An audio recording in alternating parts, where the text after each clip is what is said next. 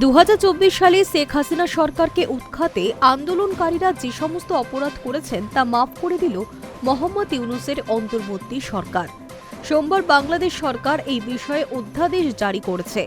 রাষ্ট্রপতি মোহাম্মদ সাহাবউদ্দিন স্বাক্ষরিত জুলাই গণ অভ্যুত্থান অধ্যাদেশ 2026-এর মূল বক্তব্য হল গণ অভ্যুত্থানে অংশগ্রহণকারীদের দায় মুক্তি দেওয়া।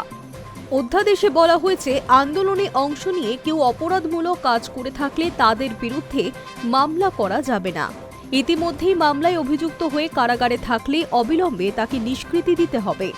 প্রশাসন এবং আইন আদালতকে বলা হয়েছে, নতুন করে কারোর বিরুদ্ধে অভিযোগ গ্রহণ নিষিদ্ধ হয়ে গেল। শুধু খুনের মামলার ক্ষেত্রে বলা হয়েছে, এই ব্যাপারে নিহত ব্যক্তির পরিবার জাতীয় মানবাধিকার কমিশনে অভিযোগ দায়ের করতে পারেন।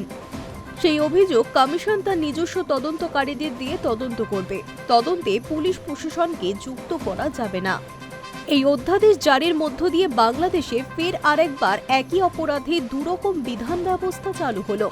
গণ অভ্যুত্থান দমনে পুলিশ প্রশাসন যেমন দমন পীড়ন চালিয়েছিল, তেমনি আন্দোলনকারীরা ও সরকারি সম্পত্তি ধ্বংস এবং নিরাপত্তা বাহিনীর উপর হামলার হত্যার ঘটনায় যুক্ত ছিল। আওয়ামী লীগের দাবি 2024-এর 5ই আগস্টের আগে পরে প্রায় 400 পুলিশ কর্মীকে হত্যা করা হয়েছে। এই সমস্ত হত্যার ক্ষেত্রেই অভিযুক্তদের অবিলম্বে জামিন দিতে বলা হয়েছে। তারা প্রকৃত হত্যাকারী কিনা তা বিচার করবে জাতীয় মানবাধিকার কমিশন।